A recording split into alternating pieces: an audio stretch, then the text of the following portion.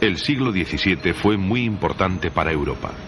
La exploración y posterior explotación de los nuevos territorios trajo consigo una gran evolución en la economía.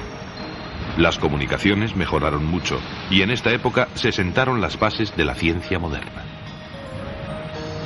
Durante este siglo se produjeron una serie de descubrimientos científicos de gran importancia para el desarrollo de la civilización europea. Así, por ejemplo, el estudio de la circulación sanguínea fue desarrollado por Servet y Harvey y culminado por Malpighi con el descubrimiento de los vasos sanguíneos capilares. Por su parte, Leibniz fabricó en 1673 una máquina que podía multiplicar y dividir y que se puede considerar como precursora de las actuales computadoras. En este siglo se iniciaron los estudios sobre la naturaleza de la luz, que culminaría Einstein siglos después con su teoría de la relatividad. También en este siglo, el británico Edmund Halley estudió a fondo el comportamiento de los cometas y afirmó que estos describen una órbita alrededor del Sol. La sonda Giotto se acercó en 1986 al cometa descrito por Halley. En el siglo XVII vivió uno de los mayores genios científicos de todos los tiempos, Isaac Newton. Sus ideas modificaron el pensamiento científico de la época. Cuenta la leyenda que la caída de una manzana le inspiró la ley de la gravitación universal. También estudió la naturaleza de la luz y su descomposición en colores, e impulsó la ciencia de la óptica. Construyó un nuevo telescopio, el reflector, cuyo mecanismo de captación de la luz es el mismo que el de muchos de los sofisticados aparatos actuales.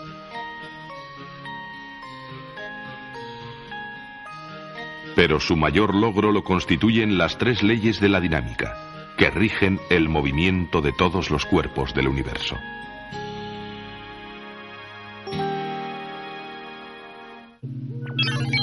Primera ley de Newton.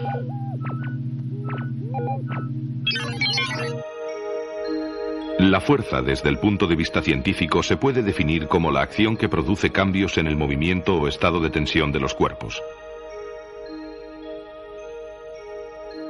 Esto quiere decir que se necesita una fuerza para poner una pelota en movimiento, o para lanzarla lejos, para poner en marcha un coche, o para lanzar cualquier objeto al espacio, e incluso para que cualquier objeto caiga al suelo. En general, el movimiento de los cuerpos cumple las tres leyes de la dinámica. La primera ley o principio de la inercia dice que todo objeto en reposo o con un movimiento constante no cambia su estado a menos que sobre él actúe una fuerza. Esta ley se comprueba más fácilmente en los cuerpos en reposo. Si un libro en reposo cambia de posición, es porque algún tipo de fuerza ha actuado sobre él. En la práctica, esta ley es muy difícil de comprobar, porque los cuerpos normalmente acaban deteniéndose. Si una pelota que rueda por el suelo se detiene a pesar de la inercia, es porque ha actuado otra fuerza. Esta fuerza es la del rozamiento, que siempre se opone al movimiento de los cuerpos y se debe a las rugosidades de las superficies en contacto. La presión del esquí sobre la nieve produce una fina capa de agua. Esto disminuye el rozamiento y la inercia permite avanzar al esquiador. Los efectos de la inercia también se pueden observar cuando un automovilista frena bruscamente. El coche se para, pero la persona tiende a seguir el movimiento hacia adelante. Por eso es tan importante el cinturón de seguridad. La fuerza de rozamiento está presente en todos los movimientos que ocurren en la Tierra. Esta es la razón por la que los cuerpos acaban deteniéndose cuando cesa la fuerza que los impulsa. Los vehículos espaciales, una vez lejos de la fuerza de la gravedad de los planetas y sin ningún rozamiento, se pueden mover con gran rapidez y a velocidad constante, a pesar de tener los motores apagados. Aunque ninguna fuerza los impulsa, siguen moviéndose debido a la inercia. De esta forma, las sondas espaciales consiguen recorrer enormes distancias.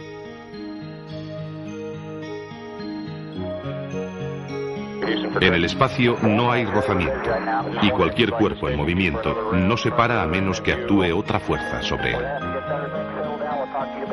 El astronauta se mueve con la misma velocidad que la nave. De acuerdo con el principio de inercia, siempre se moverá con la misma velocidad y en la misma dirección.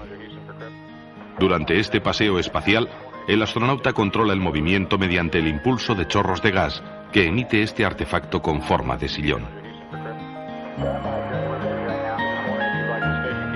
Este aparato le proporciona la fuerza necesaria para anular la inercia y moverse en la dirección que quiera.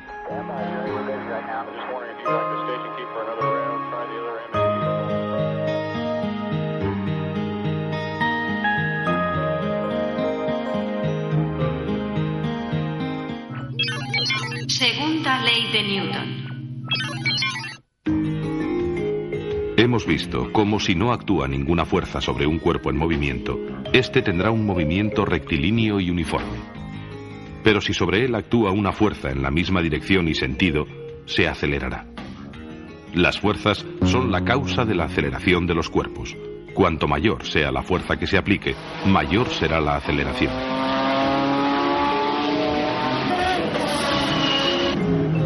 En un coche, la aceleración que se consigue depende de la fuerza que es capaz de transmitir el motor a las ruedas. Es decir, la aceleración que adquiere un cuerpo es proporcional a la fuerza que se le aplique.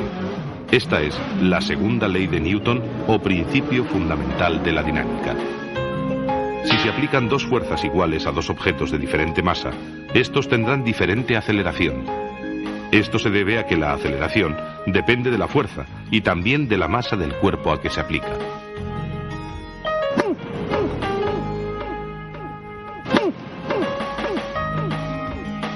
Decimos masa y no peso, porque son magnitudes diferentes. La masa es una propiedad de los objetos que depende de la cantidad de materia que contienen.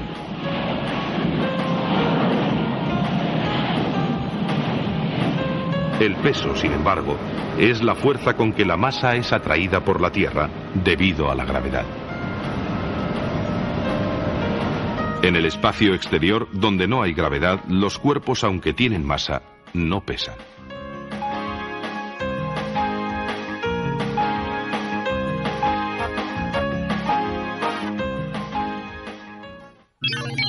Tercera ley de Newton.